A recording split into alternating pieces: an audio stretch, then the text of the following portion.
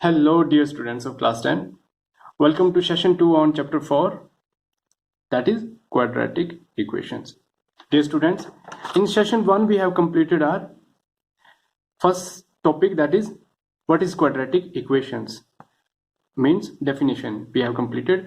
On this topic we have completed exercise 4.1. Today in second topic is solution of quadratic equation.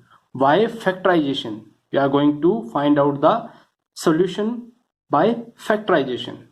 Dear students, quadratic polynomial है ना, quadratic polynomial के हमने क्या find out किए थे? Zeros. देखो एक बार रिवाइज कर लेते हैं. क्वाड्रेटिक पोलिनोमियल है ना, क्या फॉर्म थी? A x square plus b x plus c p of x. X variable में ऐसे होता था क्वाड्रेटिक पोलिनोमियल. इसके हम क्या फाइंड आउट करते थे? अल्फा और बीटा, ये क्या होते थे? दो जीरोस. ठीक है. अब जब क्वाड्रेटिक पोलिनोमियल को हमने इक्वेट कर दिया और इसको बना दिया a x square plus b x plus C is equal to zero, मतलब ये बन गई इक्वेशन. तो इक्वेशन के ये जीरोस पोलिनोमियल क्या होते थे? इक्वेशन के बन जाएंगे रूट्स. क्या बनेंगे? रूट्स. और इन्हीं रूट्स को हम क्या बोलते हैं? सॉल्यूशन. देखो, जब ये पोलिनोमियल इक्वेट नहीं किया था जीरो के बराबर तो पोलिनोमियल था. जब इक्वेट कर दिया जीरो के बराबर तो ये बन गया, ये बन गई क्वाड्रेटिक इक्वेशन. ठीक है, क्वाड्रेटिक इक्वेशन. क्वाड्रेटिक पोलिनोमियल के हमने फाइंड आउट किए थे जीरोस, अल्फा और बीटा. ये क्वाड्रेटिक इक्वेशन के बन गए रूट्स. सेम, यानी हम ये भी बोल सकते हैं कि ये जो रूट है ये इस पोलिनोमियल के क्या हुए? जीरोस हुए. तो कैसे फाइंड आउट किए थे जीरोस? हमने मिडिल टर्म को स्प्लिट करके, है ना. मिडिल टर्म को इस तरह से स्प्लिट करते हैं, एक टर्म और दूसरी टर्म में, कि टर्म 1 प्लस टर्म 2 है ना, दो टर्म जो है इनका सम क्या आए? सम आए वो middle term, that is B. और प्रोडक्ट क्या आए? T1 इंटू T2, जो यहाँ पे दो टर्म आएंगी उनका जो प्रोडक्ट होगा वो क्या होगा? A और इस C का क्या होगा? प्रोडक्ट. तो वही ये जो प्रोसेस है मिडिल टर्म स्प्लिटिंग का, इसी को हम क्या बोलते हैं? फैक्टराइजेशन. और इक्वेशन के लिए भी सेम चीज यूज करेंगे. एक एग्जांपल लेके समझते हैं. पहले इसकी डेफिनेशन लिख लेते हैं. तो हम लिख सकते हैं अ रियल नंबर. मैं क्या बोल रहा हूं? अ रियल नंबर, एक real number. A real number से alpha is called a root. एक रूट के बारे में हम बात करें. ठीक है, a real number alpha is called a root of the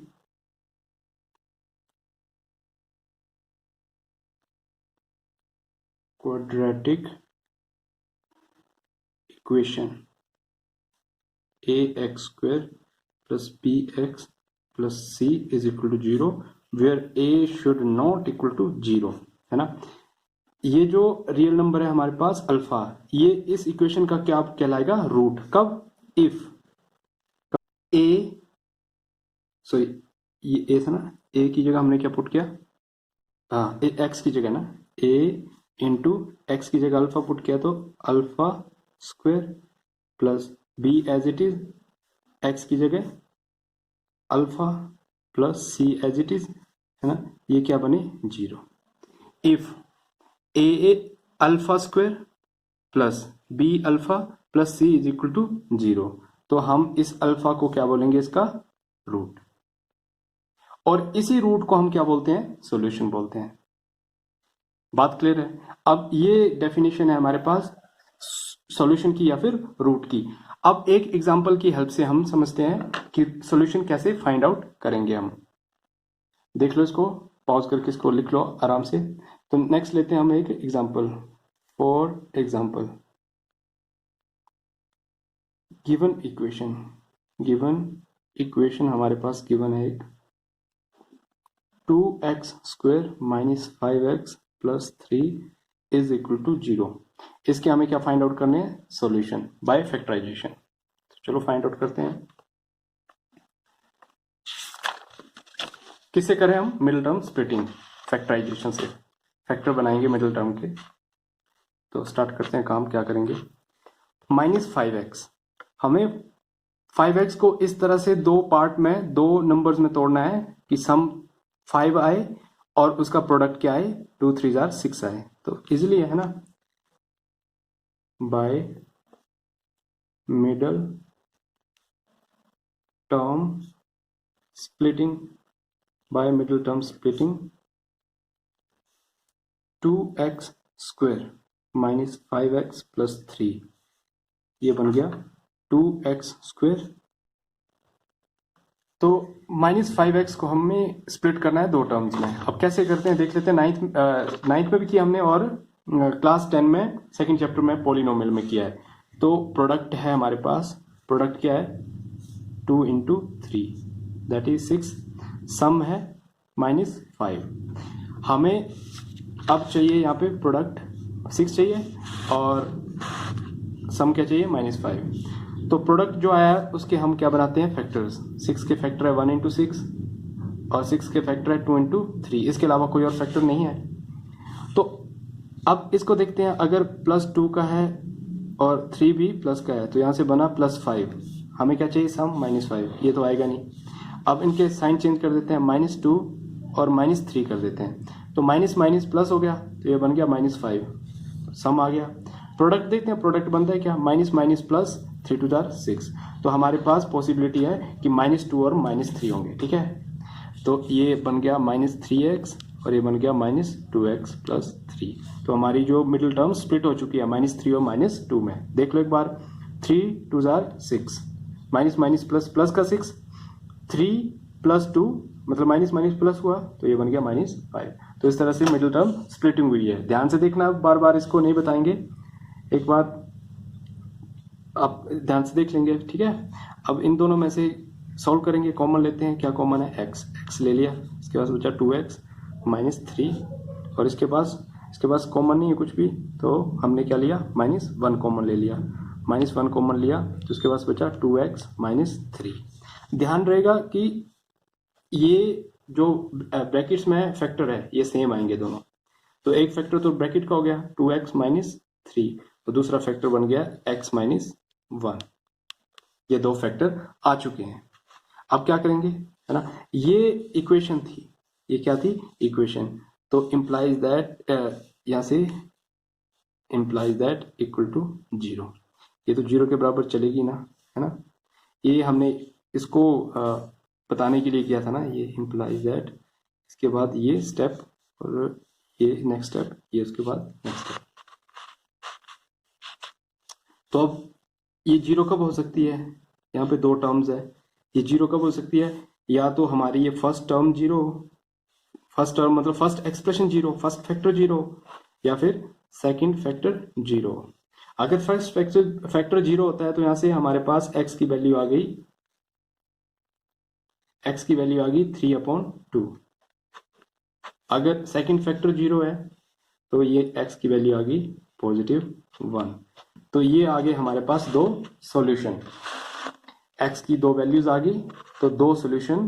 quadratic equation है, डिग्री 2 है, तो मैक्सिमम पॉसिबल सॉल्यूशन कितने हैं, 2, है ना। तो हम लिखेंगे hence x is equal to 3/2 and x is equal to 1 are the required solution, तो देखो ये तरीका है फाइंड आउट करने का, क्या सॉल्यूशन, किसकी हेल्प से, फैक्टराइजेशन की हेल्प से। मिडिल टर्म को स्प्लिट करते हैं इस तरह से कि दो टर्म आए, उनको सम करने पे वो मिडिल टर्म खुद बने और उनको मल्टीप्लाई करने पे प्रोडक्ट उनका कोफिशिएंट x² का और कांस्टेंट टर्म के प्रोडक्ट के बराबर आए। तो इसी तरह से हमारी एक्सरसाइज कौन सी सॉल्व होगी, 4.2। देख लो 4.2 में, एक्सरसाइज 4.2 में हमारे पास क्वेश्चन नंबर 1 है, find the root of quadratic equation by factorization. ये सब हमें फैक्टराइजेशन से ही सॉल्व करने हैं, रूट से घबराना नहीं है ना। ये रूट जब आप सॉल्व करोगे तो बिल्कुल इजीली सॉल्व हो जाएगा, ठीक है, ट्राई करेंगे।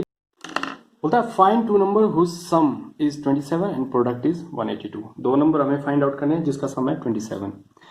तो जब भी इस तरह का एक क्वेश्चन आए कि सम 27 है, तो एक को आप सपोज करते हैं, दूसरे को ऑटोमेटिकली आ जाता है। तो हम एक सपोज करते हैं, लेट अस फर्स्ट नंबर, है ना, let us first number to be X, X मान लिया। देयरफॉर सेकंड नंबर तो हमें ऑटोमेटिकली मिल जाएगा, therefore second number is equal to first X है, तो 27 से आप x को माइनस करोगे तो 27 मिल जाएगा, क्योंकि सम तो 27 है ना, x plus that number is equal to 27, so that number is equal to 27 minus x। ठीक है, अब प्रोडक्ट बोला है ना, प्रोडक्ट क्या है 182। तो अकॉर्डिंग टू क्वेश्चन, फिर से अकॉर्डिंग टू क्वेश्चन, तो प्रोडक्ट है 182, product of numbers is equal to 182। इस तरह का कोई फॉर्मेट नहीं, अपनी मर्जी से जैसे आपको अच्छा लगे वैसे लिख सकते हैं, पर एक जनरली एक फॉर्मेट आपने ले ही लेना हमेशा अपने साथ। प्रोडक्ट ऑफ नंबर, प्रोडक्ट मतलब दो नंबर का multiplication, first number into second number, इसका प्रोडक्ट आ गया 182, 182 आ गया। अब क्या है ये, यहां से बनेगी हमारे पास क्वाड्रेटिक इक्वेशन। तो जो भी इस तरह की स्टेटमेंट्स है, पहले उससे क्वाड्रेटिक इक्वेशन फॉर्म करनी है, और उस क्वाड्रेटिक इक्वेशन के क्या फाइंड आउट करने हैं, सॉल्यूशन। एक्स की वैल्यू, दो वैल्यू आएंगी तो वो रिक्वायर्ड दो नंबर्स होंगे। तो करते हैं इसको solve. 27 into x, 27x minus x into x, x square minus 182 को इस तरफ लाए तो ये बन गया माइनस 182 इज इक्वल टू 0। अब हमेशा क्या करना है, एक्स स्क्वेयर है तो डिक्रीजिंग ऑर्डर ऑफ डिग्री में लिखना हमेशा, मतलब स्टैंडर्ड फॉर्म में लिखने की कोशिश करनी है। तो स्टैंडर्ड फॉर्म क्या बनी, एक्स स्क्वेयर को आगे ले आए, माइनस एक्स स्क्वेयर हो गया, 27 को पीछे ले गए, प्लस का 27 है, माइनस 182 यहीं पे रहा, इज इक्वल टू 0। अब फर्स्ट को पॉजिटिव बनाओ हमेशा, ठीक है, स्टैंडर्ड फॉर्म।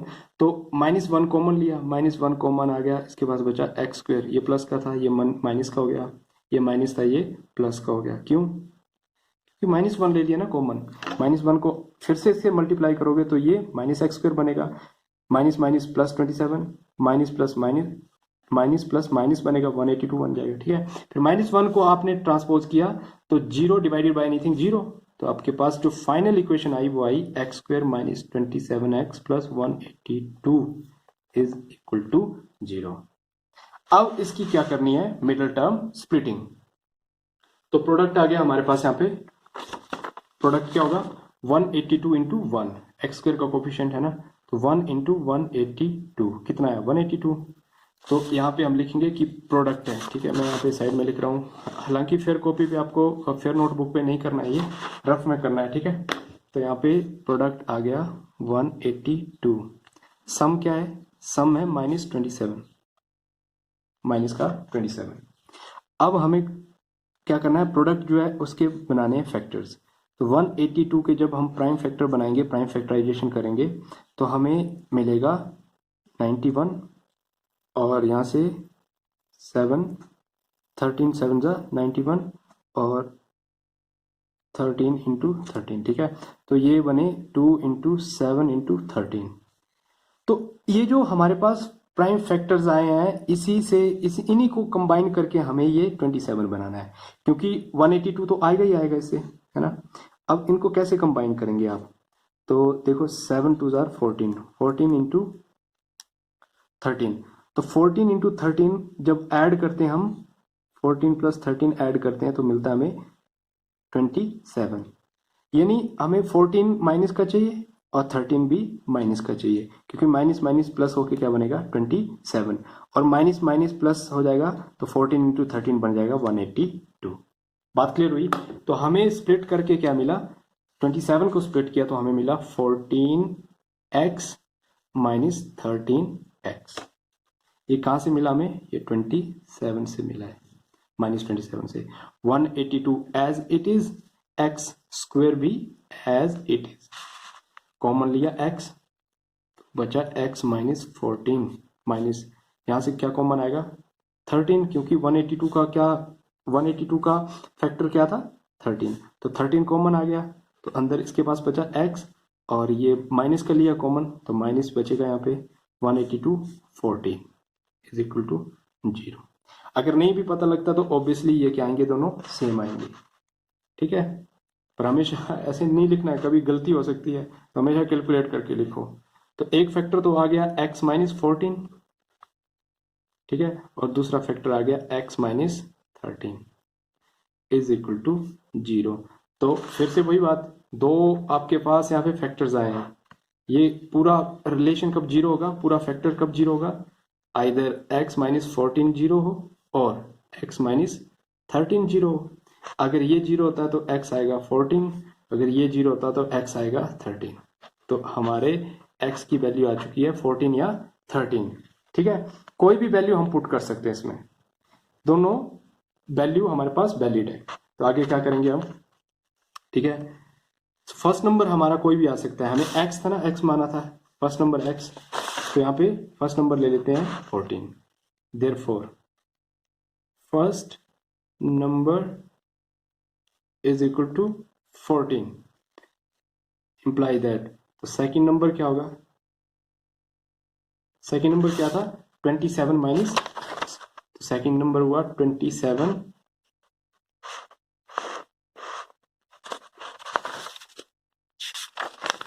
सेकेंड नंबर हुआ 27 minus x that is 14 is equal to 13।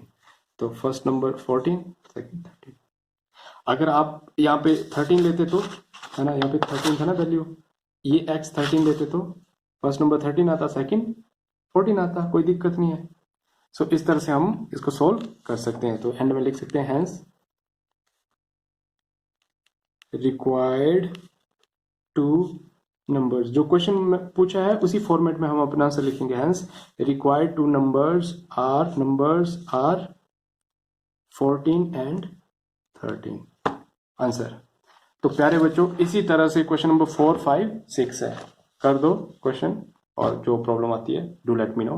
तब तक के लिए as always God bless you.